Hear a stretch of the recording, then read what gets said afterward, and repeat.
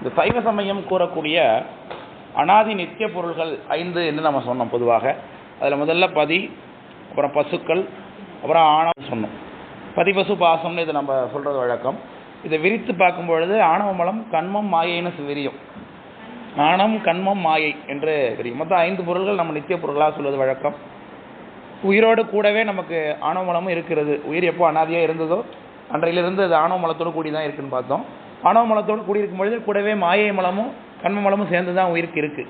இது எப்படி உதாரணம், இது மாதிரி உலகத்தில் ஏதாவது உதாரணம் இருக்கான்னு பார்த்தா, நெல்லுக்கு உமி நீங்கள் செம்பி நெல் களிம்பு என்று உதாரணம் காட்டுவார்கள். நெல் ஆக்சுவலாக நெல் என்பது அரிசி தான். அரிசி எப்பொழுது முதல்ல இருந்ததோ அன்றிலிருந்தே அது உமியோடு தான் இருக்குது. அது கூடவே மேலே பார்த்தீங்கன்னா ஒரு ரேயர் இருக்குது, அப்புறம் முளை இருக்குது. இதெல்லாம் சேர்ந்துருக்கிறது போல் ஒரு உயிரோடு சம்மந்தப்பட்டதாக ஆணவம் கண்மம் மாயை 3மே டிஃபால்ட்டாகவே இருக்குது. நம்ம பொதுவாகவே ஆணவ மலம் மட்டும் இருக்குன்னு தான் நம்ம சொல்லிக் கொண்டு இருப்போம். அதுதான் தொடக்க பாடம். நீங்கள் இன்னும் அதிகமாக 2ஆம் ஆண்டு 3ஆம் ஆண்டு படிக்கும்போது அது சார்ந்த படங்கள் வரும். மாயையும் கண்மமும் எப்படி திடீர்னு இறைவன் வந்து உயிரோட கூட்ட முடியும். இப்போ நம்ம படிச்சிருக்கோம் இல்லையா, ஆணவ மலத்தை நீக்குவதற்காக மாயை மலத்தையும் கண்ம மலத்தையும் இறைவன் உயிரோடு சேர்க்கிறார் அப்படின்னு நம்ம படிச்சிருக்கிறோம். முள்ளினை முள்ளால் எடுப்பது போல, கரையை கரையால் எடுப்பது போலன்னு சொன்னோம். இப்போ உயிருக்கு சம்பந்தமில்லாத ஒரு கண்மத்தையும் மாயையும் கொண்டு வந்து சாமி வந்து சேர்க்க முடியாது. ஏன்னா இல்லது தோன்றாது, உள்ளது அழியாதுன்னு தொடக்கத்திலே படிச்சிருக்கிறோம். சத்காரியவாதம்னு அதுக்கு பேர். இப்போ ஏற்கனவே சம்மந்தப்படாத ஒரு பொருளை திடீர்னு சம்மந்தப்படுத்த முடியாது, சம்மந்தம் ஆகாது உலகத்தில். அப்போ இது எங்கிருந்து கூட்டப்பட்டதுன்னா உயிரிடத்தே தான் இருந்தது. இந்த கண்மமும் மாயையும் எங்கே தான் இருக்குது? உயிர் கூடவே தான் இருக்குது. ஆனால் அது செயல்பாட்டில் இல்லை. இந்த ஆணவ மலம் மட்டும்தான் உயிருக்கு அறியாமை ஏற்படுத்தி கொண்டு செயல்பட்டு கொண்டு இருக்கிறது. மித்த 2 பேரும் செயல்பாட்டில் இல்லை. அவங்கள செயல்பட வைக்கிறது தான் சுவாமியோடைய வேலை. இதை தான் நம்ம பின்னாடி கண்மமலம் மாயாமலம் பார்க்கும்போது நம்ம பார்ப்போம். இப்போ நாம் ஆணவ மலத்தை பற்றி தெரிந்து கொள்ள இருக்கிறோம். முதல்ல ஆணவ மலம் என்பது என்ன? ஆணவம் என்பதை நம்ம பொதுவாக இந்த சொல்லை எப்படி குறிப்போம்னா, அது என்னமோ ஒரு திமிரு போல இருக்குது, திமிர்த்தனமாக அவ்வளோ ஆணவமாக நடந்துக்கிற அப்படின்லாம் சொல்லுகிறார்கள் இல்லையா? அந்த பொருள் இல்லை. இந்த ஆணவத்துக்கு அந்த பொருள் கிடையாது. இங்கே ஆணவம் என்பதற்கு நம்முடைய சைவ சமயத்தில் சைவ சித்தாந்தத்தில் என்ன பொருள் என்றால் அறியாமை என்பது தான் பொருள். அறியாமை ஒரு இருள் அப்படின்னு ஞாபகம் வச்சுங்க. இருட்டுன்னா இப்போ நம்ம கண்ணுக்கு தெரிஞ்ச லைட் ஆஃப் பண்ணிட்டோம்னா இருட்டாயிடுது. அந்த மாதிரி கண்ணு கூட தெரியாத ஒரு இருட்டு, இது அறியாமை ஏற்படுத்தக்கூடிய ஒரு இருட்டு அப்படின்னு ஞாபகம் வச்சுக்க வேண்டியதான். இதை சேக்கடார் சாமி பெரிய புராண தொடக்கத்திலே சொல்லுகிறார்கள். இங்கு இவ்வுலகில் தங்கு இருள் 2 அப்படின்னார். ஒன்று புறையிருள், உலகத்தில் 6 மணி ஆனோடனே வருது அந்த இருட்டு. 2வது மாக்கள் சிந்தையுள் பொருந்தி இருக்கக்கூடிய இருட்டு, அது ஆணவமலமாகிய இருட்டு என்று சொல்லுகிறார். உலகத்தில் தோன்றக்கூடிய புறையுருளை நீக்குவதற்கு யார் வர வேண்டும்? சூரியன் வரணும் இல்லையா? புறையுருள் நீங்குவதற்கு யார் வரணும்? சூரியன் வரணும். சாயந்தரம் 6 மணிக்கு சூரியன் போயிட்டோன்னே இருட்டு வந்துடுது. திரும்ப காலைல 6 மணிக்கு சூரியன் வந்தோடனே இருட்டு போயிடுது. அப்போது சிந்தையுள், உயிருடைய சிந்தைக்குள்ளே பொருந்திருக்கக்கூடியதாகிய அந்த இருட்டு நீங்குவதற்கு யார் வேண்டும்? அதுக்கும் ஒரு சூரியன் தான் வேணும். அவர் செங்கதிரவன் போன்றது திருத்தொண்டர் புராணம் என்பாம்னு சேக்கடார் சாமி சொல்லுவாங்க. திருத்தொண்டர் புராணம்னா அதுதான் சிவபெருமான் வந்தால் உயிரினுடைய அறியாமையாக இருட்டு நீங்கும் என்று சொல்லுகிறார்கள். ஆனால் இந்த ஆணவமலம் என்று ஒன்று இருப்பதை சைவ சமயத்தை தவிர்த்து வேறு எந்த சமயம் ஒத்துக்கவே இல்லை. சிவாகமத்தில் மட்டும்தான் இந்த ஆணவ மலத்தை பற்றின விஷயம் பேசப்படுகிறது. விளக்கம் புரியுதுங்களா? நம்ம தொடக்கத்திலே பார்த்தோம், அம்மா முதல்ல சொல்லியிருந்தாங்க நமக்கு இந்த உயிர்களை பற்றி பேசும்பொழுது இவங்கெல்லாம் உயிர்கள் இப்படி இருக்குது, உயிர்கள் இப்படி இருக்குது, இதுதான் உயிர் என்று சொல்கிறார்கள், இதுதான் உயிர் என்று சொல்கிறார்கள், இப்படி எல்லாம் பல பேர் இருக்கிறதாக சொல்லியிருந்தாங்க இல்லையா? அது மாதிரி பல்வேறு விஷயம் தரப்பட்டுள்ள உயிருடைய அறியாமைக்கு காரணம் என்ன? உயிர் ஏன் குறையறிவுடையதாக இருக்கிறது? உயிர் ஏன் இன்ப துன்பங்களுக்கு உட்படுகிறது? இப்படிப்பட்ட கேள்வி எழும் பொழுது பல்வேறு சமயத்தர வேறு காரணங்கள் சொல்லுகிறார்கள். ஸோ இதனால தான் உயிருக்கு அறியாமை ஏற்பட்டிருக்கு, இதனால தான் உயிர் இப்படி கஷ்டப்படுகிறதுன்னு சொல்லுகிறார்கள். அப்படி ஒவ்வொருத்தவங்களும் ஒன்று சொல்லும் பொழுது நம்ம கடைசியில் என்ன பண்ணுகிறோம்? வேறு ஒரு காரணத்தை ஆய்ந்தறிந்து சொல்லுகின்றோம். சைவ சமயம் சொல்லுகிறது, நாம சொல்லலை. சைவ சமயத்தில் சுவாமி ஆகமத்தில் சொல்லியிருக்கிறார். அப்படி இப்போ தொடக்கத்தில் பல்வேறு தரப்பினர் என்ன பண்ணுறாங்க, முதல்ல மாயை தான் உயிருக்கு அறியாமை செய்கிறது. இதுதான் பெரும்பாலான சமயங்களுடைய கருத்துங்க. பெரும்பாலான சமயங்கள் எல்லாம் பார்த்தீங்கன்னா மாயை தான் உயிருக்கு அறிவு குறைபாட்டை செய்கிறது, அறிவு விளக்கத்தை பெறாமல் இறைவனிடத்திலிருந்து செல்லாமல் தடுத்து வைத்திருப்பது இந்த மாயை தான் என்று சொல்கிறார்கள். மாயை என்பது என்னன்னா இந்த உலகம்தான். இந்த உலகத்தை உண்டு பண்ணுவதற்காக இறைவன் வைத்திருந்த மூலப்பொருளை தான் நம்ம மாயை என்று சொல்லுகிறோம். அதை பற்றி மாயை படிக்கும்போது தெளிவாக என்ன சொல்லித்தரேன், இப்போதைக்கு நோட் பண்ணிக்கங்க. மாயை என்பது இந்த உலகத்திற்கான முதல் காரணம். எப்படி ஒரு வீட்டில் இட்லி சுடுறோம், தோசை சுடுறோம், முறுக்கு அதிரசம் ஆப்பம் எல்லாம் சுடுறோம். எழுதித்தரமா சொல்கிறது. இது எல்லாமே எது இருந்தால் தான் செய்ய முடியும்? அரிசின்னு ஒன்று இருக்கணும். மாவு அரிசி இருந்தால் தான் ஒன்று செய்ய முடியும். அப்போ இது வெவ்வேறு பதார்த்தங்களாக இருந்தாலும் எல்லாவற்றுக்கும் மூல காரணமாக நிற்கிறது யார்? அரிசி தான். அதுபோல் இந்த உலகம் வெவ்வேறு பதார்த்தமாக தோன்றுகிறது. நானாக இருக்குது, நீங்களாக இருக்குது, இந்த பாட்டிலாக இருக்குது, இந்த டப்பாவாக இருக்குது, இந்த டேபிள் சேரு புத்தகம் எல்லாமாகவும் தெரிகிறது. இது எல்லாவற்றும் எதிலிருந்து உண்டாக்கி தரப்பட்டிருக்கிறதுனா மாயை என்கின்ற ஒரு பொருளிலிருந்து உண்டாக்கி தரப்பட்டிருக்கு. இதுதான் சைவ சமயத்தில் மாயை பற்றிய குறியீடு. இதை பற்றி இன்னும் அடுத்த வகுப்பில் அடுத்த செஷனில் விரிவாக பேசுவோம். இப்போதைக்கு இந்த அளவுக்கு தெரிஞ்சுக்கிங்க. அப்போ மாயையிலிருந்து இந்த பொருளை உலகத்தை ஏன் சுவாமி நமக்கு உண்டு பண்ணி கொடுத்தார்? இதை தனு கரண புவன போகம் என்று சொல்லுகிறோம். இதை பற்றி பேசியிருக்கோமா? தனுக்கரண புவன போகம் என்பது எதற்காக கொடுக்கப்படுகிறது உயிருக்கு? ஏன் இயங்கணும்?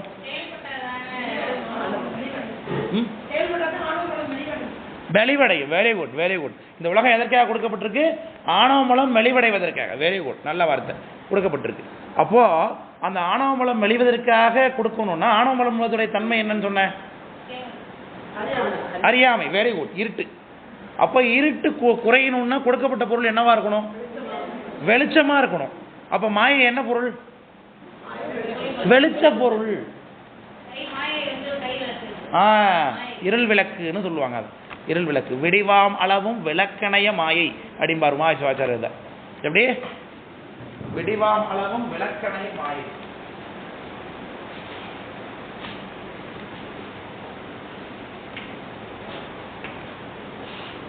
மாயை வெளிச்சம்னு எடுத்துக்கலாம். ஒளிப்பொருள்.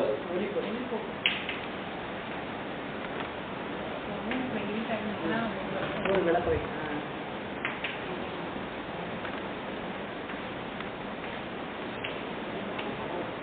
விடிவாம் அளவும் விளக்கணைய மாயை.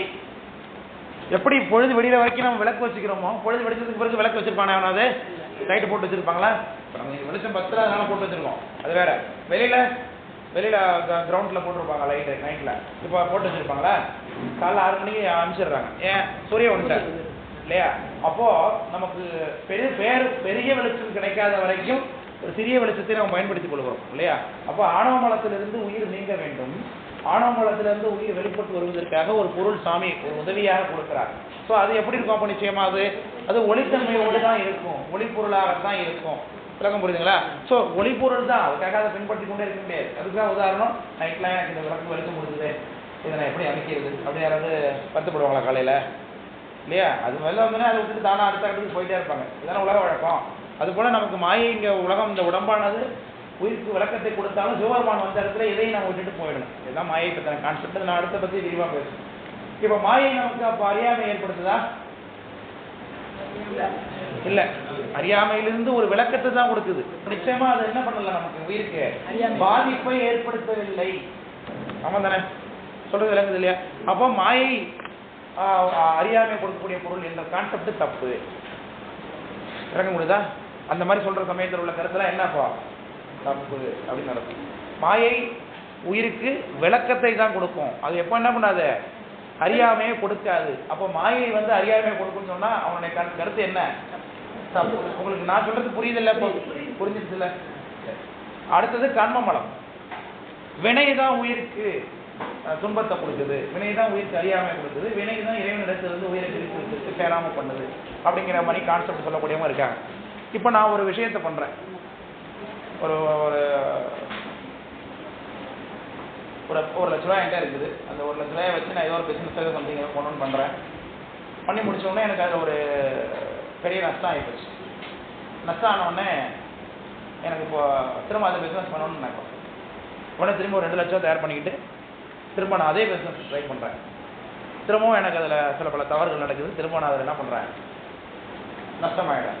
சரி, 3ஆவதாக ஒரு 1 லட்ச ரூபாய் எனக்கு கிடைக்குது. 3ஆவதாக நான் இப்போ திரும்பவும் பிஸ்னஸ் பண்ணுறேன். எனக்கு இப்போ சக்ஸஸ் ஆகிறேன். இப்போ இதில் என்ன நமக்கு கிடைச்சிருக்கும்? முதல் 2 தடவை கிடைச்ச அனுபவம் என்பது எனக்கு உதவியாக இருந்ததா இல்லை உதவி இல்லாமல் இருந்ததா? உதவியாக தானே இருக்கும். நமக்கு ஏற்படக்கூடிய செயல்பாடு, நம்ம செய்யக்கூடிய செயல்ங்கிறது நமக்கு உதவிகரமாக தான் இருக்கும். அது எனக்கு பாதிப்பை ஏற்படுத்துறது. இப்போ 2 தடவை நான் தோற்று போயிட்டேன் அப்படிங்கிற போது நான் என்னென்ன தப்பு பண்ணியிருப்பேன் அப்படிங்கிறத ரெக்டிஃபை பண்ணிக்கிறதுக்கு தான் எனக்கு 3ஆவது சந்தர்ப்பம் கிடைக்குது இல்லையா? ஆமாம். அப்போ நமக்கு கிடைக்கக்கூடிய அனுபவம், வினை அனுபவம், செயல்பாடுகளால் நமக்கு கிடைக்கக்கூடிய அனுபவம் என்பது உயிருக்கு அறிவை தானே கொடுக்குது. இப்போ ஒரு விதத்தில் ஒரு லாபத்தை தானே கொடுக்குது, ஒரு அனுபவத்தை கொடுக்குது. இந்த இடத்துல சொல்லி தொடாத சுற்றும் அப்படின்னு ஒரு அனுபவத்தை இருந்ததுனால தான் நம்ம தொடக்கூடாதுன்னு சொல்லுகிறோம் நம்ம. அப்போ அந்த கண்மம் என்பது நமக்கு ஏற்கனவே சுட்டுக்கிட்டோமே, அந்த கண்மம் இப்போ நம்ம சுட்டுக்காமல் இருக்கிறதுக்கு பயன்படுதா இல்லையா? பல்பை கழட்டணும், முன்னாடிலாம் குண்டு பல்பு போட்டு வச்சுருப்பாங்க, அதை போய் கழட்டு எம்மிட்டு இருக்கு. பல்பை கழட்டினா என்ன ஆகும், கையில் பொசிக்கி எடுத்துரும் கையை. அப்போ உடனே போய் நம்ம என்ன பண்ணுவோம், நம்ம ஒரு பையன் போய் கழட்டுறான்னா ஐயோ துணிகளே பிடிச்சிட்டு கழட்டு வாங்குறோம். எப்படி நம்ம ஏற்கனவே சுட்டு கொண்ட அனுபவம் இன்னைக்கு நமக்கு லாபத்தை கொடுக்குது. விளக்கம் புரியுதுங்களா? அப்போ கண்மம் என்பது உயிருக்கு என்னத்தை தான் கொடுக்குது, ஒரு அனுபவத்தையும் ஒரு அறிவையும் ஒரு பயன்பாட்டு தான் கொடுக்குறத தவிர்த்து அதுவும் என்ன பண்ணல, உயிருக்கு பாதிப்பை கொடுக்கவில்லை. அப்போ கண்மம் வினை என்பது உயிருக்கு ஒளிப்பொருள், அதுவும் என்னதுதான், ஒரு ஒளிப்பொருள் தான்.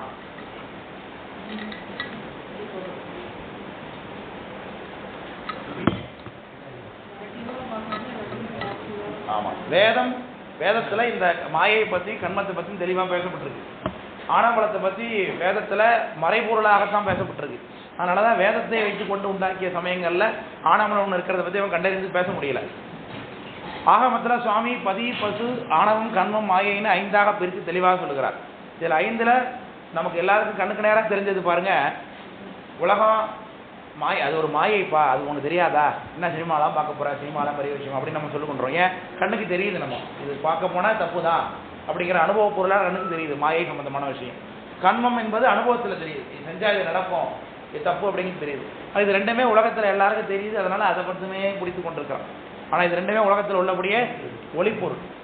அப்போ இது ரெண்டும் ஒளிப்பொருளாக இருக்கும் பொழுது இதனால அறியாமை உயிருக்கு ஏற்படாதுங்கும் பொழுது அறியாமையை உண்டு பண்ணக்கூடிய வேறு ஒரு பொருள் உலகத்தில் இருக்கு உயிருக்கு அப்படிங்கிறது சைவ சமயம் ஆகமம் தான் சொல்லுகிறது. அதைத்தான் ஆணவ மலம் என்று சொல்லுது. இந்த ஆணவ மலத்தை பற்றி மற்ற யாருமே பேசவே இல்லை.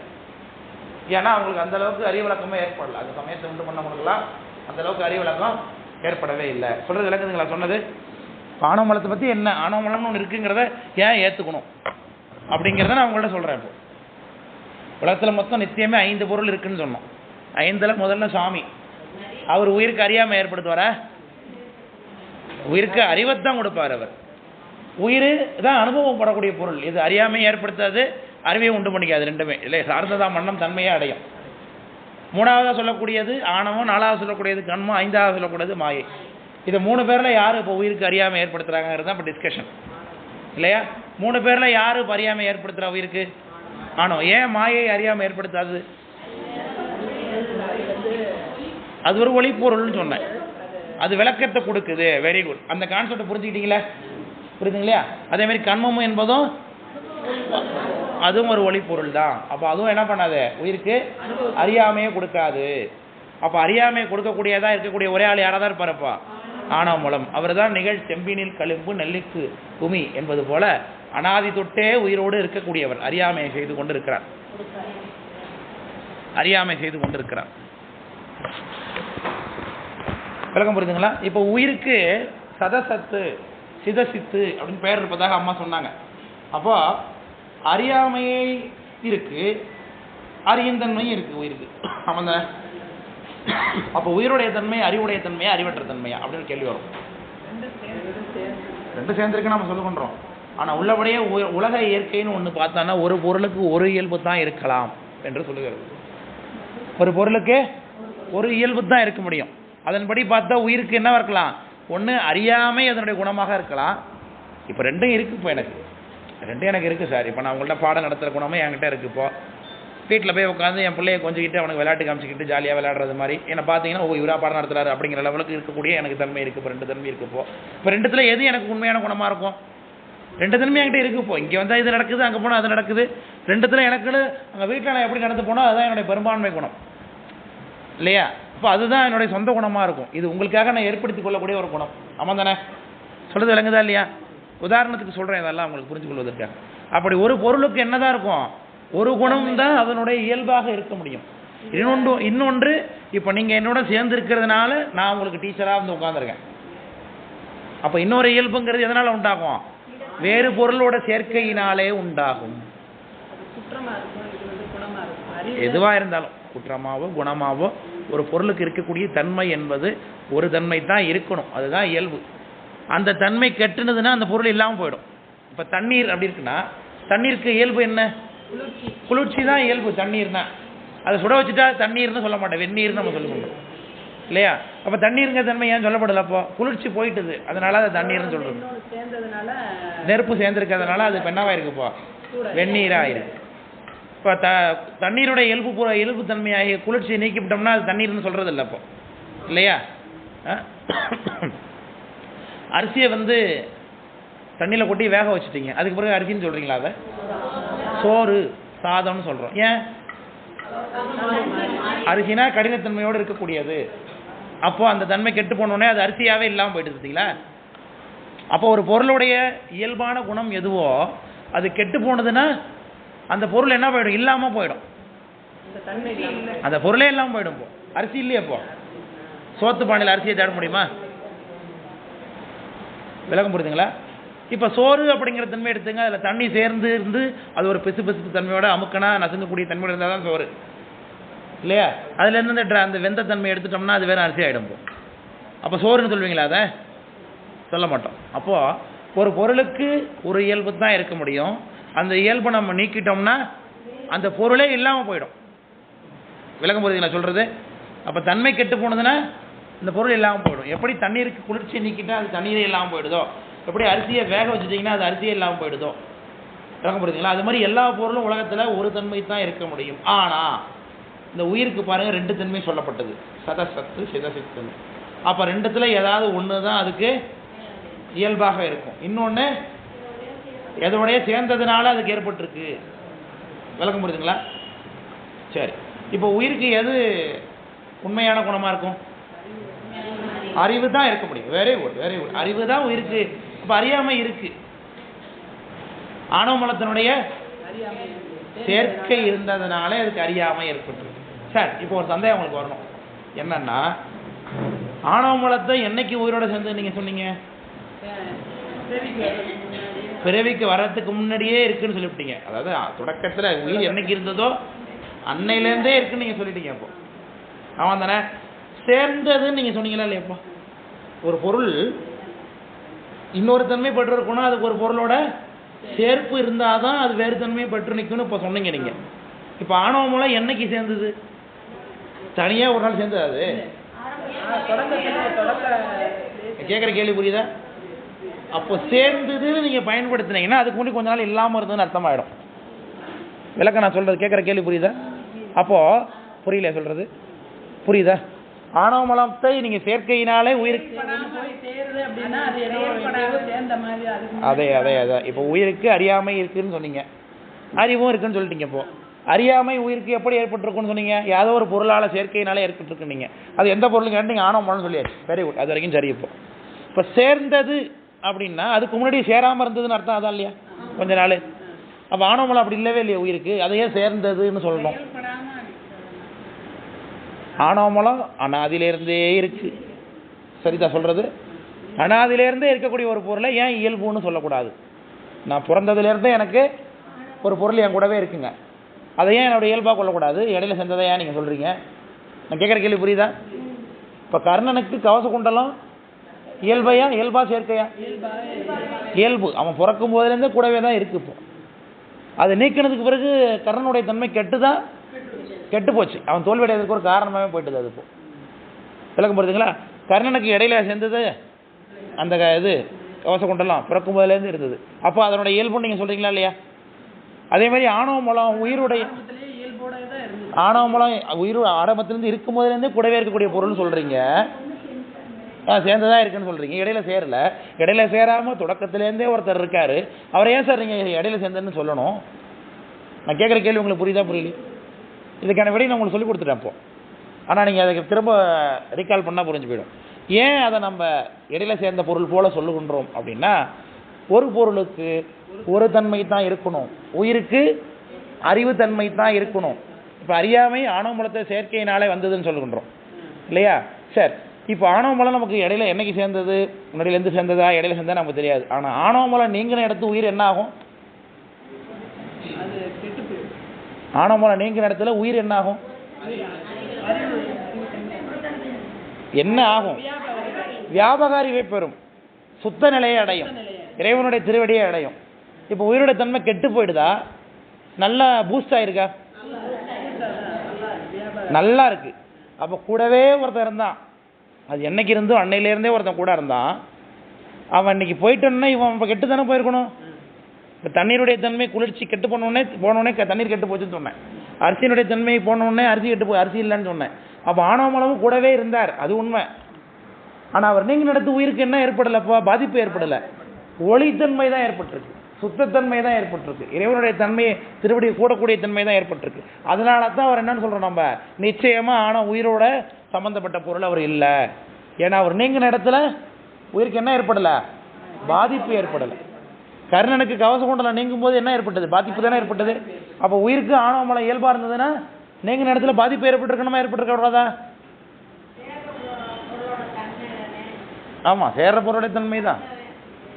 அது எப்போ சேர்ந்ததுங்கிறது தான் பிரச்சனை. அப்போ ஒரு பொருள் இடையில சேரவே இல்லை, அனாதிலேருந்தே இருக்காரு. ஆனாலும் அவர் போனப்போ உயிருக்கு நல்லது தான் நடந்திருக்கு. ஒருத்தவங்க சேர்ந்து அப்போ அவர் என்ன பண்ணுறாரு? உயிருக்கு இவர் இயற்கை கிடையாது, உயிருடைய இயற்கை இவர் கிடையாது. அதனால உயிருக்கு ஆணவமலம் என்னது? செயற்கை. அதை சொல்லறதுக்கு தான் இவ்வளோ தூரம் நான் உங்கள்கிட்ட எக்ஸ்பிளைன் பண்ணிட்டு இருக்கேன். செயற்கை அப்படின்னா இடையில சேர்ந்ததுன்னு அர்த்தம். ஆனால் ஆணவமலம் இடையில சேரவே இல்லை. எப்போலேருந்து இருக்காரு? அதனால தான் அவருக்கு அனாதி செயற்கைன்னு பேர். ஆணவமலத்துக்கு அனாதி செயற்கை. அதை சொல்றதுக்கு தான் இவ்வளவு தூரம் நான் உங்கள்கிட்ட பேசிட்டு இருக்கேன். இப்போ அனாதியிலே இருக்கு, அனாதி திருக்கும் போதே இருக்கு. அதான் செயற்கை அப்படின்னு அனாதியிலேருந்தே இருக்கு. இடையில அவர் எப்போ சம்மந்தப்பட்டாரு நமக்கு தெரியாது. அதுக்கு தான் உதாரணம் நெல்லுக்கு உமி. நெல்லுக்கு உமிங்கிறது நீக்கக்கூடிய பொருள் தானே. ஆமாம், பயன்படக்கூடிய பொருளாக தானே இருக்கு. அது மாதிரி உயிருக்கு ஆணவமலம் தோன்றும் போதிலேருந்தே இருக்கும் போதிலேருந்தே இருக்கு. ஆனால் அவர் நீங்கிய இடத்துல உயிருக்கு என்ன கிடைக்குது? அறிவு தான் கிடைக்குது. அப்போ அதனால அவர் செயற்கை தான் நம்ம புரிஞ்சுக்கிறோம். ஆனால் என்ன செயற்கைனா இடையில போய் சேர்ந்துருக்கணும். ஆனால் அவர் எண்ணெயிலேருந்து இருந்தாரோ அன்னையிலேருந்தே இருக்கார். அதனால அவர் என்னன்னு சொல்லிக்கொண்டோம்? அனாதி செயற்கை.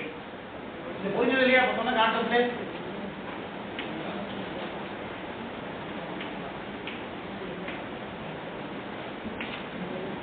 ஆணவமலத்துக்கு ஒரு பேர், என்ன பேர்? முக்கியமான பேரு அனாதி செயற்கை. இந்த கான்செப்ட் சொன்ன கான்செப்ட் புரிஞ்சுதா? எத்தனை பேருக்கு எனக்கு புரியல சார், திரும்ப சொல்லுங்கன்னு சொல்றீங்க. நீங்க சேர்க்கப்பட்டதுன்னு சொன்னீங்க, சேர்க்கப்படல. இது சேர்க்கைங்கிறது அது கொஞ்சம் குழப்பமாக. இப்போ உயிர் இருக்கு, உயிருக்கு ஒரு தன்மை தான் இயல்பு. உயிருடைய இயல்பு என்ன? அறிவுடைய பொருள். அது ஆனால் குறை அறிவுடைய பொருள். ஆனால் அது கூடவே யாரும் இருக்கா? அறியாமையே இருக்கு. அறியாமையும் உயிருக்கு இருக்கு. ரெண்டு தன்மை இருக்கும் இல்லையா? இப்போ ரெண்டு தன்மை இருக்கிறதுல எது உண்மை இயல்பு இவருக்கு? அதுதான் நீங்க ஃபைண்ட் அவுட் பண்ணணும். இருக்கு உண்மை இயல்பு, அறிவு. அப்போ இன்னொரு தன்மை உயிருக்கு. இப்போ தண்ணீருக்கு குளிர்ச்சி தான் இயற்கை. இயற்கை அவருக்கு. அவர் வெந்நீரா ஏன் ஆனாரு? நெருப்போட சேர்ந்ததுனால அவர் வெந்நீரா ஆனார் இல்லையா? அதே மாதிரி உயிருக்கு அறிவு தன்மை தான் இயல்பு, இயற்கை. ஆனால் அவர் அறியாமையோட கூடவும் இருக்காரு. அப்போ யாரோ அவரோட சேர்ந்துருக்காங்கன்னு புரிஞ்சுக்கிறோம்.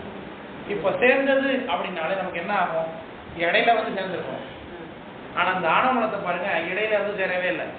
ஒரு உயிர் எண்ணெயில இருந்தோ அன்னையிலேருந்தே இருக்காரு. இப்போ நான் உங்கள்ட்ட கேள்வி கேட்பேன், சார் ஒருத்தவங்க அன்னையிலேருந்தே இருக்காங்களா சார்? கர்ணனுக்கு கவசகுண்டலம் அவன் பிறந்ததுலேருந்தே இருக்குங்கும் போது அது அவனோட இயல்புன்னு நம்ம ஒத்துக்கிறீங்கல்ல. அப்போ ஆணவமலத்தை ஏன் சார் உயிரோட இயல்புன்னு ஒத்துக்க மாட்டீங்க? இதுதான் கேள்வி. ஏன் அறியாமை தான் அதனோட அறிவு தான் அதனோட இயல்புன்னு சொல்றீங்க? ரெண்டு தன்மையும் சொல்லும் போது அறிவு மட்டும் ஏன் அதோட இயல்புன்னு சொல்றீங்க? உயிரோட அறியாமை ஏன் உயிருக்கு அறியாமை இயல்புன்னு சொல்லக்கூடாது? கேள்வி வருதா இல்லையா? அன்னையிலேருந்தே அவர் இருக்காரு கூட. என்னைக்கு இருந்தாரோ அன்னையிலேருந்தே இவரும் கூட இருக்காரு. ஆமா. இப்போ என்ன ஆச்சுன்னா, ஆணவமலம் நீங்கும் பொழுது உயிருடைய தன்மை கெட்டு போனதா? கெட்டு போகல. அதனால அதுல கல்பத்து யாரு குற்றவாளி? அதுல அவருதான் நம்ம புரிஞ்சுக்கிறோம். ஆணவமலம் தான் அடங்கிதான் நிக்குது. செயல்பாடு இல்லாம உயிர்கிட்ட செயல்பாடு இல்லாம. ஆணவமலம் ஒரு பொருள் தானே, மற்றவங்களுக்கு உண்டு இருக்கதானே செய்யும். அது இப்போ ஒரு உயிரை மட்டும் நீங்க வச்சுங்க, ஏதோ ஒரு உயிரை ஞாபகம் வச்சுங்க. இந்த ஒரு உயிருக்கு அனாதியிலிருந்தே இருக்கக்கூடிய ஒரு அறியாமை யாரால ஏற்பட்டிருக்கு? அவர் ஒரு செயற்கை உயிர்க்கப்ப. செயற்கைனா என்ன? இடையில சேர்ந்திருக்கணும், ஆனா அவர் இடையில சேரல. அதுதான் வித்தியாசம். அனாதியிலிருந்தே இருக்காரு, ஆனாலும் அவர் உயிருக்கு இயல்பு இல்லை, அதை புரிஞ்சுக்கிறதுக்காக தான் உங்களுக்கு நான் சொல்லிட்டு இருக்கேன். உயிரோட இயல்பு கிடையாது. ஆமா, ஏன்னா அது நீக்கும் போது உயிருக்கு என்ன வரல, எந்த கெடுதலும் நடக்கல, உயிருக்கு நல்லதுதான் நடந்திருக்கு. அதனால அவர் செயற்கை பொருள் நம்ம தெரிகிறது. செயற்கைன்னா இடையில சேர்ந்துருக்கணும், இடையில சேராதனால என்ன பண்ணிடுறோம், அனாதி செயற்கை, அனாதிலேருந்து செயற்கையா இருக்காரு இவர். அதான் சார். இதுக்கு ஏதாவது உதாரணம் சொல்ல முடியுமா சார் உங்களுக்குன்னா? அதான் நெல்லுக்கு உமி, இன்னைக்கு செம்பினில் களிம்பு, செம்பு இருக்கும்பொழுது அதுல அது களிம்பு சேர்ந்து இருக்கு, நெல்லுக்கு உமி சேர்ந்தே தான் இருக்கு. இதுதான் உதாரணம்.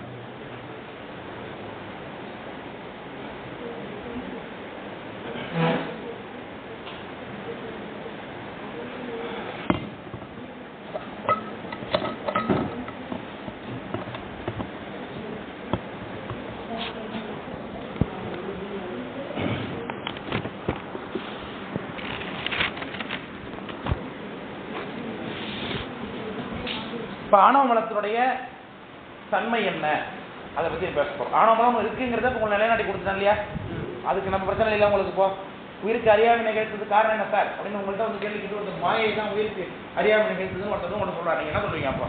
இல்ல, ஆணவம் ஏன் அது வந்து அனாதிலேயே இருந்தது.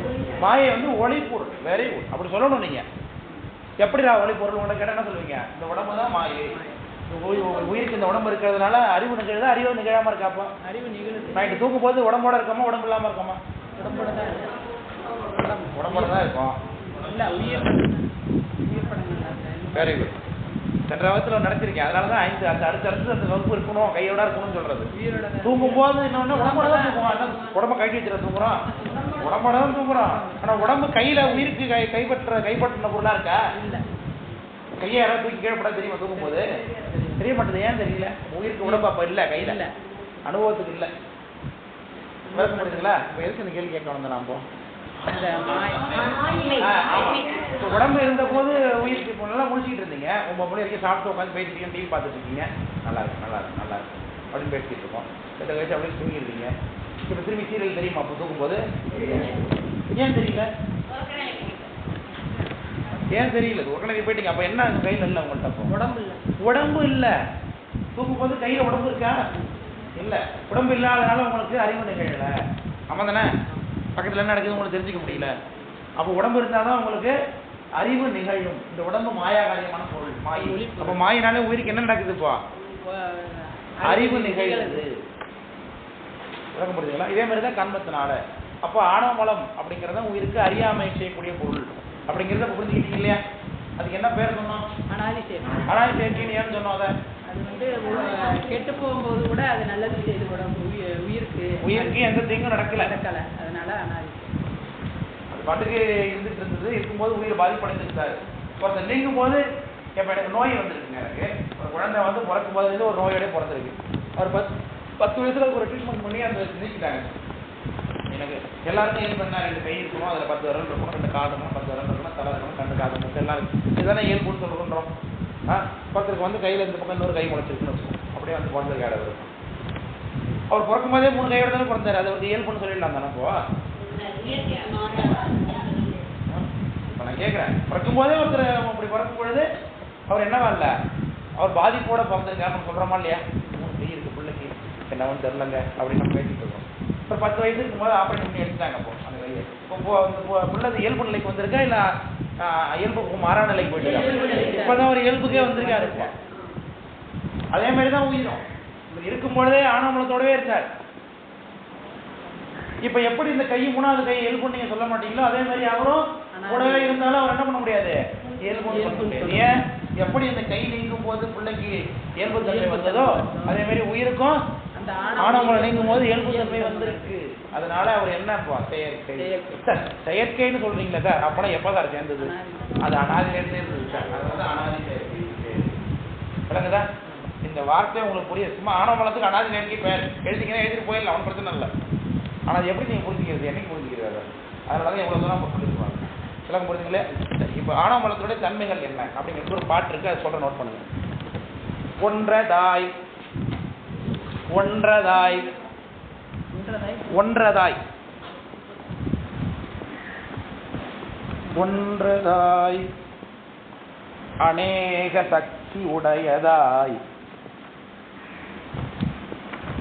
அநேக சக்தி உடையதாய்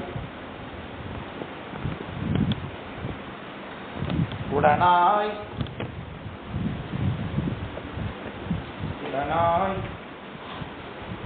ஒன்றதாய் அநேக சக்தி உடையதாய் உடனாய் ஆதி அன்றதாய் அன்றதாய் அடுத்த வரி அன்றதாய்ங்கிறது அடுத்த வரி. உடனாய் ஆதி அன்றதாய்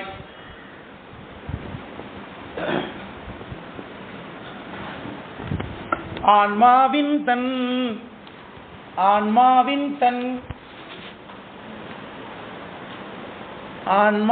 தன் அறிவோடு தொழிலை ஆர்த்து ஆன்மாவின் தன் அறிவோடு தொழிலை ஆர்த்து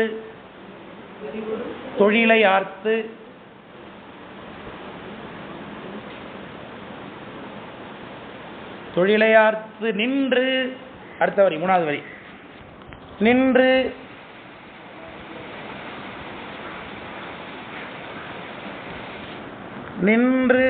போத்திருவத்தை பண்ணி போத்திருவம் இதான் சொல்லுங்க.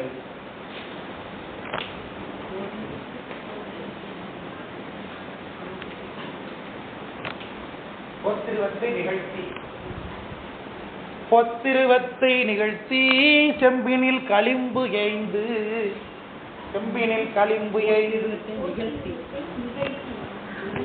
பொத்திருவத்தை நிகழ்த்தி செம்பினில் களிம்பு ஏய்ந்து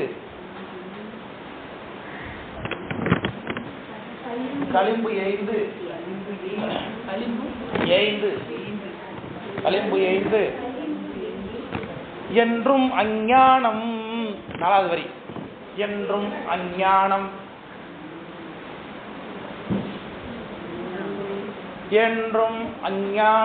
காட்டும்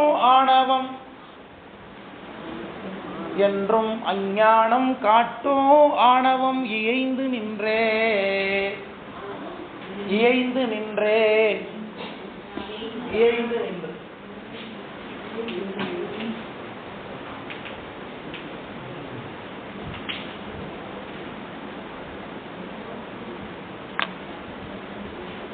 பாட்டை எழுதிட்டீங்களா?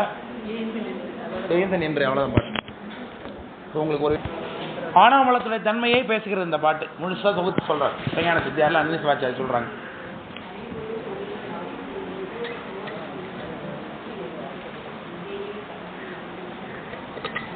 ஆணவமலம் எத்தனையா?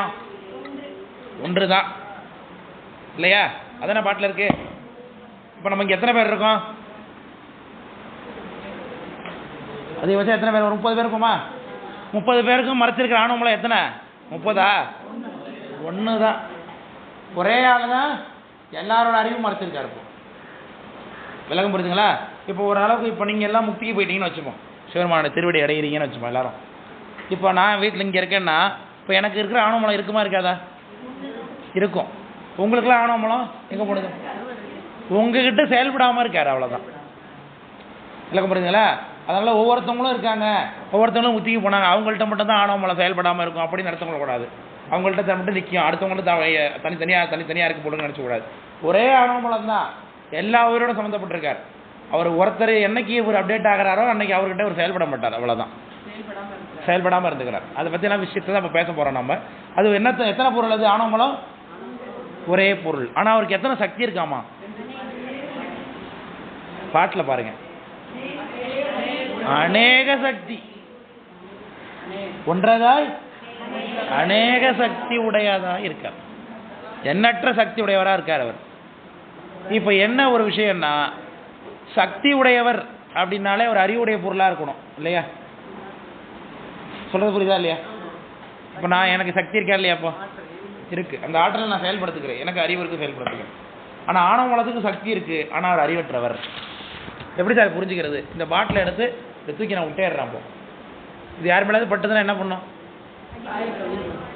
சும்மா நான் கையில் வச்சிருக்கும் போது எதாச்சும் அப்படி சுற்றிட்டு இருக்கேன், யாரையும் அடிக்கணுங்கிற எனக்கு நோக்கம் இல்லை, எதுவும் பண்ணுறது நோக்கம் இல்லை. டக்குன்னு கையிலேருந்து அவர் போய் யார் மேலே பட்டுடுது. அவங்களுக்கு இப்போ அதனால் இவர் தெரியாமல் தானே பட்டு, அதனால் அவங்களுக்கு வலிக்க கூடாதுன்னு இருக்குமா? எப்படிப்பட்டாலும் இது என்ன பண்ணும்ப்பா? இது வலியை ஏற்படுத்தணுங்கிறது நோக்கமா? இவங்க வலி ஏற்படுத்தக்கூடாதுங்கிறதோட நோக்கமா? ஆனால் அதோட சம்மந்தப்பட்டவருக்கு என்ன இருக்குப்பா? பாதிப்பு ஏற்பட்டுருச்சு. அப்போ இவருக்கு சக்தி இருக்கா இல்லையா? அதுதான் ஆணவ மலத்தை பற்றின சக்தி மாதிரி. ஆணவ மலத்துக்கு அறிவு இல்லை, ஆனால் அவரோட சம்மந்தப்பட்ட பாதிப்பு அடைவாங்க. விளக்கம் புரியுதுங்களா சொல்கிறது? இப்போ கதவுல போய் நம்ம முட்டிக்கிறோம், கதவுக்கு ஒரு தலை அன்னைக்கு வரும்போது முட்டிடணும்னு நினப்பு இருக்கா? நம்ம தான் போய் முட்டிக்கிறோம், ஆனால் அதுக்கு எந்த அறிவும் இல்லை. நம்மளை முட்டணும்னு நோக்கம் அது கிடையவே கிடையாது, ஒன்றும் கிடையாது. நாம தான் போய் அதோட சம்மந்தப்பட்டோம். சம்மந்தப்பட்டதான் பாதிப்பு நமக்கு தான். ஆனால் நம்ம வலி ஏற்படுத்தக்கூடிய சக்தி அவருக்கு இருக்காரா இல்லையா? அப்போ வலி இருக்கா இல்லையா? இருக்கு. அதுதான் ஆணவ மலத்தில் சக்தினா அப்படி தான் புரிஞ்சுக்கணும். அறிவற்ற பொருளாக இருந்தாலும் ஒரு சக்தி உடையவராக இருக்கிறார். சார் அவர் ஏகப்பட்ட சக்தி உடையவர்னு சொல்லப்படுகிறது இங்கே. அநேக சக்தி உடையதாய் இல்லைங்களா? அதை நாம் என்ன சொல்லுவோம்? பொதுவாக மூன்றாக பிரித்து நாம் அறிவோம். அநேக சக்தியை மூன்றாக பிரித்தறிவோம். முதல்ல காரணாவத்தை அப்படின்னு ஒன்று படிச்சிருக்கிறோம். அதெல்லாம் என்ன சொல்லுங்க? காரணாவத்தைகள் என்னென்ன? கேவலம் தானே. எல்லாம் தேர்ந்தெடுத்துட்டீங்களா? அவங்க மட்டும் தான் ஓட்டு போடணும்னு. காரணாவத்தைகள் என்னென்ன? இந்த பக்கத்துல இருந்து சத்தமே வரல, எல்லாம் குனிஞ்சு தலை நிமிராம இருக்கீங்க. கேவலம் சகலம் சுத்தம். Very good, very good. கேவலம் சகலம் சுத்தம் காரண அவஸ்தைகள் சொல்லு. இந்த கேவல நிலைனா என்ன? உயிர் பிறவிக்கு வராத நிலை. Very good. கையோட காமிச்சு விட்டாதான் எழுதிருப்பாங்களா? சரி, வெரி குட். உயிர் பிறவிக்கு வராத நிலையை தான் நம்ம கேவல நிலைன்றது. உயிர் பிறவியில் இருக்கும் பொழுது சகல நிலையில இருக்குன்னு சொல்லுவோம். இப்போ உயிர் பிறவிக்கு வராத நிலை சொன்னோம் இல்லையா, கேவல நிலைன்னு. அந்த கேவல நிலையில எல்லா உயிரோடும் சம்பந்தப்பட்டிருக்கக்கூடிய ஆணவ மலம் அது ஒரு சிறப்பு தன்மையோட நிற்கும். ஆணவ மலம்னா அதோடைய தன்மை என்ன? ஆணவ மலம் அப்படின்னால தன்மை என்னங்க? இல்ல அது என்ன பண்ணும்? அறியாமையை உண்டு பண்ணும். அதுதானே. யாரா இருந்தாலும் அவர் பொதுவாக என்ன பண்ணிவிடுவார்? டக்குன்னு அறியாமையை உண்டு பண்ணிவிடுவார். அவருடைய சிறப்பு தன்மை என்னதுதான்? சொரூப தன்மையை அறியாமை அறியாமை அறியாமை. அப்ப கேவல நிலையில உயிரெல்லாம் எப்படி இருந்துச்சு? அப்ப யாரு கூட இருக்கா? ஆணவ மலம் கூட இருக்கா. விளக்கம் புரியுதுங்களா? அப்ப உயிர் கேவல நிலையில இருக்கும் பொழுது உயிர் ஆணவ மலம் எப்படி இருக்கு, என்ன சக்தியோட செயல்படுகிறதுனா ஆவாரக சக்தி.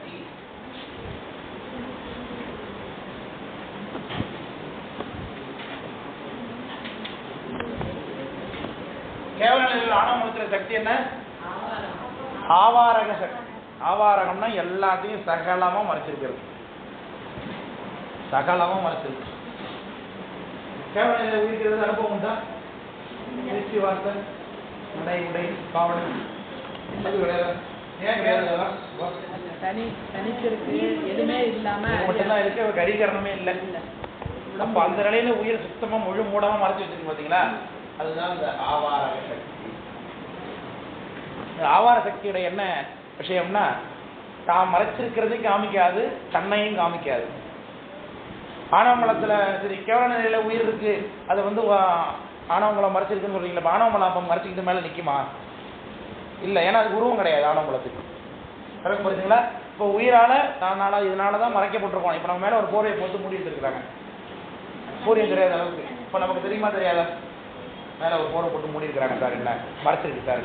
ஆனா உயிரால அறிந்து கொள்ள முடியவில்லையே, ஆணவ மலம் வச்சு மூடி இருக்கிறதுனால. உயிருக்கு இயல்பாக அறிவித்த செயல் உண்டு இல்லையா? இப்போ அது மேல தன்னை மேல ஒரு பொருள் வந்து மூடி இருக்கு அப்படிங்கும்போது கண்டுபிடிக்கணுமா வேணாமா? கண்டுபிடிக்கல. ஆனா அவரு தெரியாமலே கூடவே இருக்கார். அப்போ ஆணவ மலம் இந்த கேவல நிலையில எப்படி இருக்கும்னா, மறைத்து கொண்டு தான் தான் மறைக்கிறோம் என்பதை காமிக்காமல் இருக்கும். இதுதான் ஆவாரக சக்தின்னு சொல்றது. இதுக்குதான் அற்புதமான ஒரு திருக்குறள். திருக்குறள்னா திருவருட்பயன், சாஸ்திரத்தில் உள்ள பாட்டு ஒன்று வரும். ஒரு பொருளும் காட்டாது, எழுதுங்க சொல்றது. ஒரு பொருளும் காட்டாது,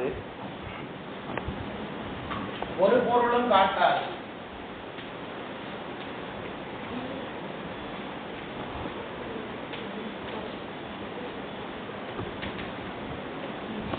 இருள் உருவம் காட்டும்.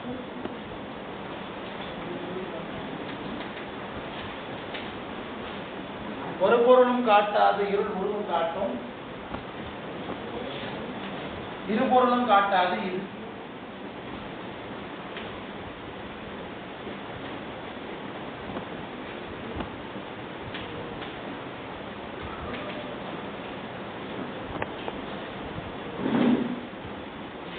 பொருளும் காட்டாது இருள் உருவம் காட்டும், இது பொருளும் காட்டாது இது இதுன்னு சொல்லப்படுறது யாருங்க?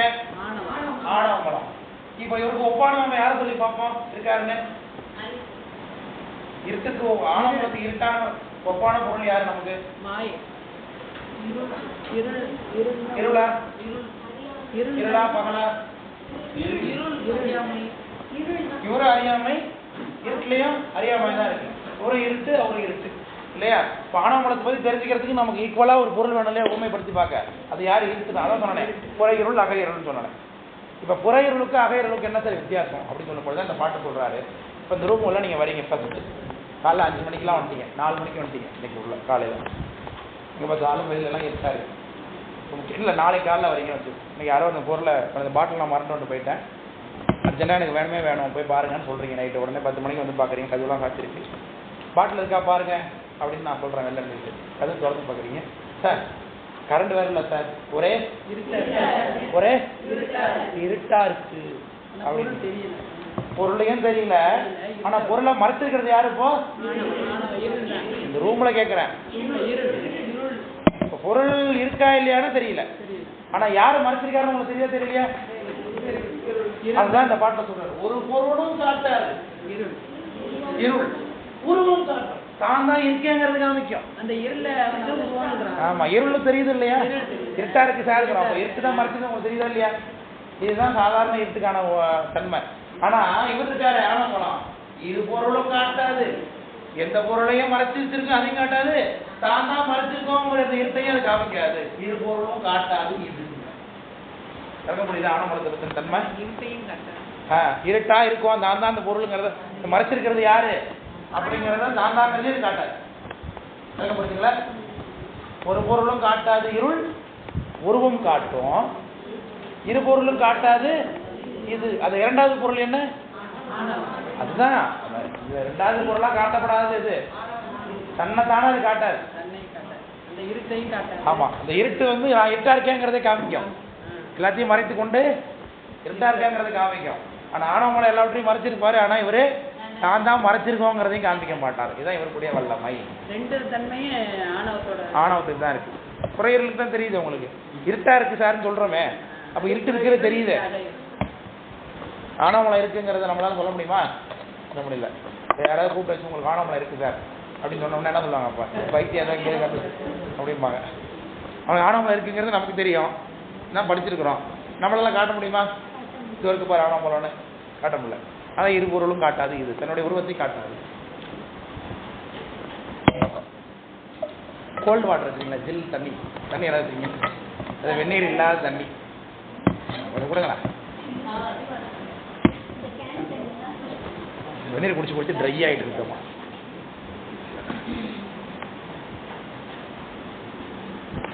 அது ஒரு கோபாங்க நம்ம கொடுத்தாங்க.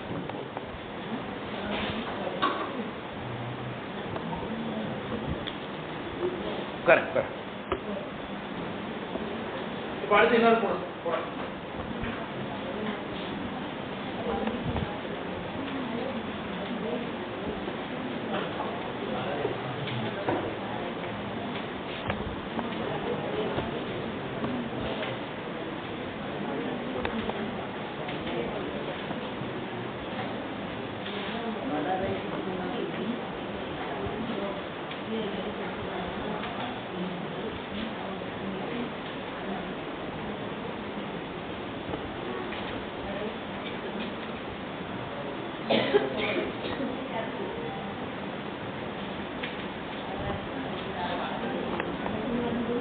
ஒரு அம்மா இருக்காங்கன்னு வச்சுப்போம் உதாரணம்.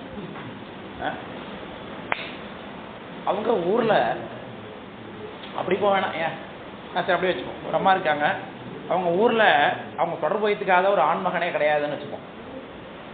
அப்பேற்பட்ட தன்மையோடு அவங்க வாழ்ந்து கொண்டிருக்கிறார்கள். ஆனால் அவங்கள பார்த்து இவங்க தான் புலப்பெண், இவங்க தான் பத்தினி அப்படின்னு சொன்னால் எப்படி இருக்கோ அதே தன்மை தான் இந்த ஆணவ மலத்துக்கு இருக்குது சார் அப்படின்னு நயமாக சொல்கிறார் மாவசி வாச்சார். அப்படின்னா எல்லாரோடையும் மறைச்சிருக்கு போகுது. இங்கே அத்தனை பேருக்கு யார் இருக்காப்பா? அனைத்து உயிரோடையும் சம்மந்தப்பட்டது யாரு? ஆணவ மலம். ஆனால் அந்த யாருக்காவது ஆணவ மலம் மறைச்சிருக்கு நமக்கு தெரிஞ்சிருக்காப்பா? யார்கிட்டயா தன்னை காமிச்சிருக்காரா? காமிக்கல. அதுக்கு தான் உதாரணம் பண்ணுறது. பலரை புணர்ந்தும் இருள் பாவை ஆணவமலமாகிய அந்த பெண்ணுக்கு ஹோமம் பண்றாரு. இருப்பாவைக்கு என்றும் உண்டு கணவருக்கும் தோன்றாங்க. பெண் தன்னுடைய கணவர்கிட்ட கூட தன்னை வெளிப்படுத்திக்காம இருந்தான்னா அவ எப்போ ஏற்பட்ட கற்புடையவளோ அதே போலதான் ஆணவமலமும். அது யாருக்கிட்டையும் தன்னை வெளிப்படுத்திக்காத இருக்கு, ஆனா எல்லாரோடையும் சம்பந்தப்பட்டிருக்கு அப்படின்னா விளக்க புரியுது சொல்றது. திருவருட்பயன் தான் இது, திருவருட்பயன் இது. ஆமா, இருள் மல நிலை. ஏகப்பட்ட பேர் படிச்சுட்டீங்க போல சேகஸ்தாந்த. இங்க பாதி பேர் பாட்டை சொல்றீங்க, பாதி பேர் அதிகாரத்தை சொல்றீங்க, பாதி பேர் திருவருட்பயன்கிறீங்க. இந்த பாட்டு விளக்க புரிஞ்சது இல்லையா? இந்த ஆணவமலத்துடைய தன்மை என்ன அப்படிங்கிறது, அதோட ஆவார சக்தியை புரிஞ்சுக்கிறதுக்காக இருக்கக்கூடிய 2 பாட்டு. ஆவாரக சக்தியில என்னம்மா சந்தேகமா? திருவருட்பயன் பின்னாடி நம்ம பார்க்கக்கூடிய சாஸ்திரத்துல ஒண்ணு திருவருட்பயன். வீட்டில் போய் படிப்பீங்களா? எல்லாரும் பிரட்டி பார்ப்பீங்களா? எத்தனை பேர் மனசாட்சி சொல்லிட்டு சொல்லுங்க பார்ப்போம். சென்ற வகுப்புக்கு அப்புறம் இன்னைக்கு தான் நோட்டே தொட்டு எடுத்து வந்திருக்கேன் அப்படிங்கிறது அது இருக்கீங்களா? சும்மா இப்படி கேள்வி கேட்டுருவாரே அதுக்கு பதில் சொல்லக்கூடாது, பதில் சொல்லாம இருக்க கூடாதுங்கிறதாகவா? சரி. அப்போ அந்த கேவல நிலையில உயிர் ஆணவமலம் உயிர்கிட்ட எப்படி செயல்படும்? ஆவாரக சக்தியாக செயல்படும். இப்ப அடுத்து என்ன ஆவார்? உயிர் சகநிலைக்கு வந்துடுவார். இப்ப ஆணவமலம் என்ன ஆயிடும்? தன்னுடைய சக்தியை வேறு மாதிரி மாத்திடுதுன்னா அது மாத்துறது இல்லை, அதான் சடப்பொருளாச்ச. இவருடைய செயல்பாட்டுக்கு ஏற்ப அவர் என்ன பண்ணுவாரு? மாறிடுவார் இல்லையா? இப்ப உயிருக்கு சாமி எங்க உடம்பு கொடுத்தார்?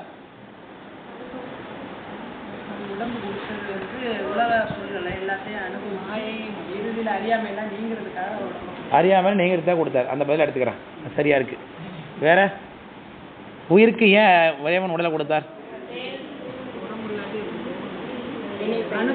வினை பயனுக்காக கொடுத்தார். சரி, ரைட், வெரி குட். அனுபவப்படுறது இதெல்லாம் எதுக்காக? சரி, எல்லாம் எதுக்காக கர்ம வினை கழியணும்? இறைவனடி சேருவதற்காக. Very good, very good. உடம்பு கொடுக்கப்பட்ட காரணம், அடிப்படை காரணம் என்ன? முக்திக்காகத்தான். மற்றதெல்லாம் இதுல நம்ம இதெல்லாம் செஞ்சா முக்திக்கு போகலாம். ஆனா அடிப்படை காரணம் உயிர் இறைவனுடைய திருவடியை அடையணும், அதற்கான ஒரு கருவி. அப்படித்தான் கொடுக்கப்பட்டது. ஆமா தானே? அது புரியுது இல்லையா? சரி. ஒரு பையன் ஸ்கூல் போயிட்டு இருக்கான், ரொம்ப கஷ்டப்பட்டு போயிட்டு இருக்கான். தினைக்கும் நடந்து 10 கிலோமீட்டர் போக வேண்டியதா இருக்கு. அவன் உடனே அவங்க அப்பா பார்க்குறாரு, நம்ம பிள்ளை எப்படிலாம் இருக்கானே, கஷ்டப்படுறானே, இவனுக்கு ஒரு சைக்கிள் வாங்கி கொடுத்துருவோம் அப்படின்னு நினச்சி சைக்கிள் வாங்கி கொடுக்குறாரு. சைக்கிள் வாங்கிட்டா அவன் சொன்னா ஸ்கூலுக்கு போயிட்டு வருவான், நடக்கிற நேரம் மிச்சம் ஆகும், பிள்ளை வீட்டில் ரெஸ்ட் எடுக்கலாம், திரும்பி நல்லா படிக்கலாம் அப்படிலாம் நினச்சி அப்பா என்ன பண்ணாருப்பா? சைக்கிள் வாங்கி கொடுத்தார். அவன் ஸ்கூலுக்கு போயிட்டு இருக்கான்னு நினச்சிருக்கேன். ஒரு நாள் அப்படி இந்த வழியாக வர பக்கத்தில் ஒரு தேட்டரில் அந்த சைக்கிள் நிறுத்திருக்கு. பார்த்தா உள்ள தம்பி படம் பார்த்துட்டு வரார். படம் பார்த்துட்டு திரும்பி சைக்கிளில் வீட்டுக்கு வந்துட்டு இருக்கார். ஓகே. இப்போ அவங்க அப்பா எதுக்காக சைக்கிள் வாங்கி கொடுத்தார்? நேரத்தை வச்சு கொடுத்தார். ஆனால் இவன் என்ன பண்ணிட்டு இருக்கான்? அதை வச்சு கொடுக்கப்பட்ட நோக்கம் எது? உயர்ந்த நோக்கம். கொடுக்கப்பட்ட பொருள் அப்போ எதற்காக? உயர்ந்த பொருள் கொடுக்கப்பட்டிருக்கு. ஆனால் இவன் செஞ்சது என்ன? கீழான காரியத்தை செயல்பட்டான். அப்போ கொடுக்கப்பட்ட நோக்கம், இறைவன் உயிருக்கு உடலை கொடுத்தது முக்தி அடைய வேண்டும் என்பதற்காக. கொடுக்கப்பட்ட பொருளும் ஒளிவுடைய பொருள் மாயை. அந்த பொருளை வைத்துக்கொண்டு நாம் என்ன பண்ணுறோம்? இந்த உலக வாழ்க்கை தான் உண்மையானது என்று நம்பிக்கொண்டு இந்த உலக வாழ்க்கையை பெரிதாக நினைத்து கொண்டு வாழ்கின்றோம். சென்று சேர வேண்டிய இலக்காகிய சிவபெருமானுடைய திருவடியே அடையலை. அதை பற்றி சிந்திப்பே ஏற்படலை நமக்கு இல்லையா?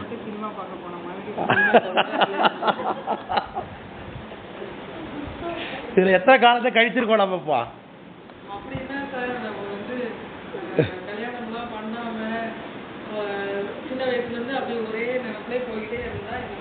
இருக்கலாங்கிறீங்களா?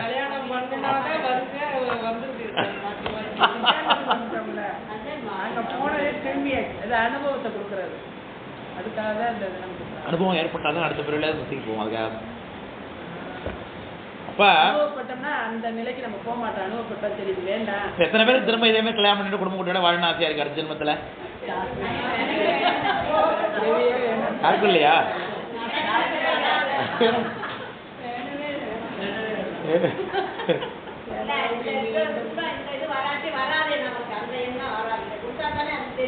இப்போ வந்திருக்குல்ல, அப்போ திரும்பி வேணுமா? அப்போ போதுண்டா சாமினா ஆகிட்டீங்களா இல்லையா? அப்போ அதுக்கு இந்த வாழ்க்கை கொடுத்துருக்கு. அதனால தான் இப்போ போதுண்டா சாமின்னு தோணிடுச்சு இல்லை, தோணுறதுக்கு திரும்பி பிறவிக்கு வரலாமா? அதுக்கு தான் சாமியோட திருவிழா பிடிக்கணும். இந்த அளவுக்கு கூட தெரியாத எத்தனை பேர் உலகத்தில் வாழ்ந்துட்டு இருக்கானே.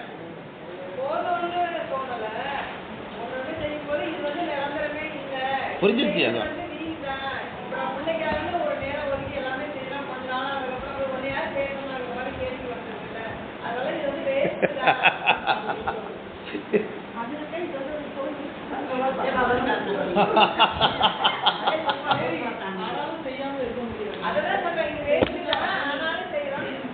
சரி. அப்போ கொடுக்கப்பட்ட சைக்கிளை வச்சு நம்ம என்ன பண்ணிட்டு இருக்கோம்? எல்லாரும் இங்கே தான் போயிட்டு இருக்கோம் நம்ம. சரி சார், இது என்னோட தப்பா சார்? நான் அதுதான் இல்லை. ஏன்னா கொடுக்கப்பட்ட அந்த உயர்வான பொருளை கீழான காரியத்தில் செயல்படுத்துவதற்காகவும் பருப்பொருளாகிய நேரடி மேலே தெரியக்கூடிய இன்பத்தில் மட்டுமே செயல்படுத்துவதற்காகவும் செயல்படுத்தக்கூடிய ஆற்றல் ஆணவமலம் செய்யுது. அப்போ அதுக்கு பேர் அதோநியாமிகா சக்தின்னு பேர். அதோநியாமிகா.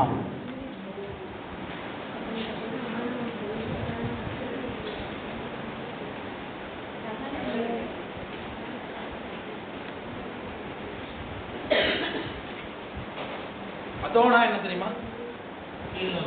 கீழ்னு அர்த்தம். அதோனா கீழ்னு அர்த்தம். இது வந்து இந்த ஆவார சக்தி வந்து கேவல நிலையில செயல்படுறது, இது வந்து சகல நிலையில. ஆமா, கொடுக்கப்பட்டது உயர்வான பொருள், உயர்வான நோக்கம். அவன் என்ன செஞ்சான்? கீழான வேலை பார்த்தானா இல்லையா? இப்போ நம்மளும் அதான் பண்ணிட்டு இருக்கோம். வந்த வேலையை விட்டுட்டு வந்த காலை பிடிச்சிக்கிட்டு நிற்கிறது இல்லையா? வந்த வேலையை விட்டு கல்யாணத்துக்கு வந்த வேலை, இவன் பந்த காலை பிடிச்சி வேலையை பார்த்து நிற்கிறான்னு சொல்லிட்டு இருப்பாங்க. அந்த வேலையை முட்டிக்கு போகணும்னுக்காக நாம் வந்து பந்த காலை பிடிச்சிருக்கிறோம். அம்மா, அப்பா, கணவர், மனைவி, குழந்தைங்க, குட்டி, பந்தக்காரவங்கன்னு அவங்கள பிடிச்சிக்கிட்டே இதுதான் உலக வாழ்க்கைன்னு வாழ்ந்து கொண்டிருக்கிறோம். நம்ம இதுல இருந்தா போன நாயன்மார்கள்லாம் அதுக்காக வாழ்க்கை குடும்பத்தில் இருக்கும்போது தானே அவங்க நாயன். அதுவும் நியாமிகா சகல நிலையில கீழ் நோக்கி செலுத்த வைக்கும். உயிரோடைய அறிவு கொஞ்சம் நல்லது ஏற்பட்டாலும் உடனே என்ன பண்ணுவார்? அவர் உடனே கீழ் நோக்கியே செலுத்த நிலை தான் போவார். அது காரணம் ஆணவமலம் தான். ஆணவமலம் இந்த சகல நிலையில அதோநியாமிகா சக்தியா செயல்படுது. அப்ப ஆணவமலத்தினுடைய காரண நிலை அப்படிங்கிறத ஆவாரக சக்தின்னு சொல்லாமா? உயிருக்கு காரணம், சாமிக்கு காரணம் காரியம் பார்த்தோமா? சொரூபம் தடஸ்தம் பார்த்தோமா? பசுவுக்கு உயிருக்கு அதே மாதிரி சொரூபம் தடஸ்தம் பார்த்தோமா? உயிர் வந்து பொதுவாக சொரூபத்தில் உயிர்னு இருக்கும், தடஸ்தம் ஆகும்போது விஞ்ஞானத்தை பிள்ளைகளை சகலராமல் இருந்தது. அதே மாதிரி ஆணவமலம் இப்போ சொரூப நிலையில் ஆவாரக நிலையாக இருந்துச்சு, இது தடஸ்த நிலையில் அதோநியாமியாக செயல்படுகிறது. விளக்கம் புரியுங்களா சொல்றது? இப்போ உயிருக்கு உடம்பு கொடுத்த உடனே உயிருடைய காரியம், ஆணவமலத்துடைய காரியப்பாடு எப்படி இருக்கும்?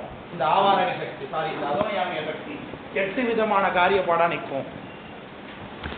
8 விதமான காரியப்பாடு.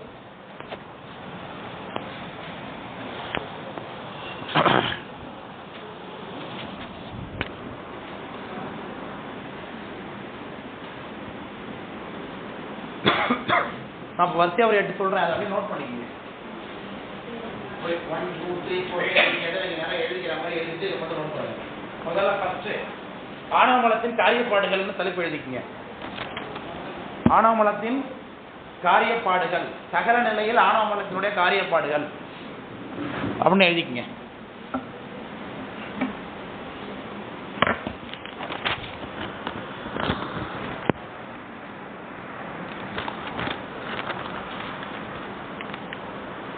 சகல நிலையில ஆணவமலத்தினுடைய காரியப்பாடு. மோகம், மோகம், மதம், ஆமா வரிசைக்கு எழுதி.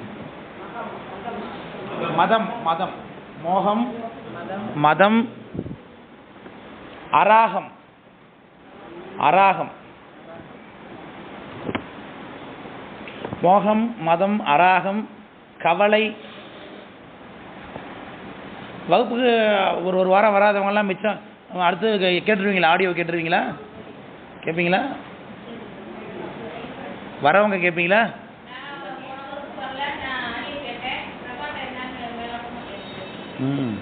Very good. மற்றவங்களாம் நான் வகுப்புக்கும் வர மாட்டோம், ஆடியோவும் கேட்க மாட்டோம் இல்லையா?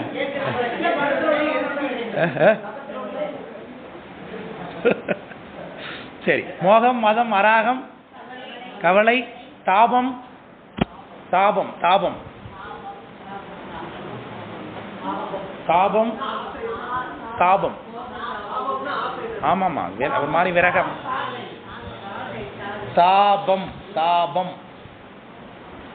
அடுத்து வாட்டம். வாட்டம்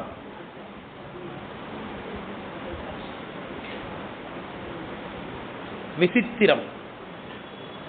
9 வந்துட்டா? ஆணவத்துக்கு 8 குணம் இருக்கு. ஆணவத்துக்கு 8 குணம். 8 தானா? நீ வந்து 7 இருக்காங்க வந்து.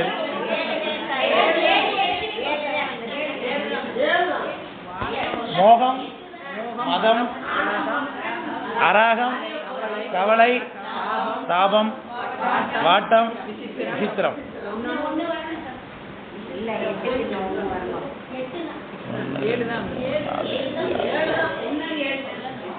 சாரி, 7 தான். என்னடா 7 தான். 7 தான் காரியப்பாடு. ஆனந்தத்துல காரியப்பாடு 7 தான். இந்த 7 பற்றி டீட்டெயில் பேச வேண்டியிருக்கு. ஒரு தேநீர் இடைவேளைக்கு பிறகு பேசுவோம். டீ சாப்பிட்டு வந்துடுறேங்க.